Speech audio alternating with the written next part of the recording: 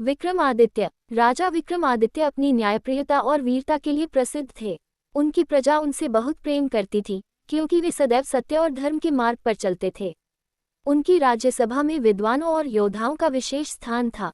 एक दिन एक वृद्ध ब्राह्मण राजा के दरबार में आया और बोला, महाराज, मेरे पास एक रहस्यमयी पुस्तक है, जिसे केवल सच्चे और साहसी व्यक्ति ही समझ सकते हैं। यदि आप इसे समझ पाए तो इससे आपको अपार शक्ति प्राप्त होगी। राजा विक्रमादित्य ने पुस्तक को हाथ में लिया, लेकिन जैसे ही उन्होंने पहला पृष्ठ पलटा, वे किसी दूसरी ही दुनिया में पहुंच गए।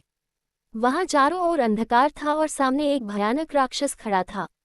राक्षस हंसते हुए बोला, हे राजन, यदि तुम इस दुनिया से बाहर निकलना चाहते हो तो 3 प्रश्नों का उत्तर दो।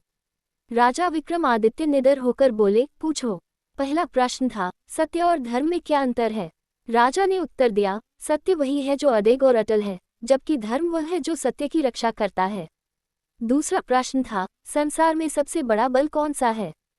राजा बोले, संकल्प का बल। यदि मनुष्य ठान ले तो कुछ भी असंभव नहीं।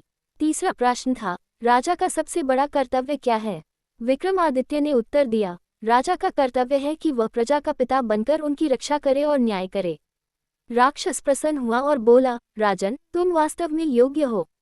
जैसे ही उसने ये कहा, विक्रमादित्य पुनः अपने दरबार में लौट आए। ब्राह्मण मुस्कुराया और बोला, महाराज, आपने परीक्षा उत्तीर्ण कर ली। अब ये पुस्तक केवल आपके लिए ही खुल सकती है। राजा ने पुस्तक खोली और उसमें छुपे ज्ञान से उन्होंने अपने राज्य को और भी समृद्ध बना दिया। इस प्रकार राजा विक्रमादित्य ने अपनी बुद्धिमानी और साहस से एक और परीक्षा सफलतापूर्वक पार की और इतिहास में अमर हो गए।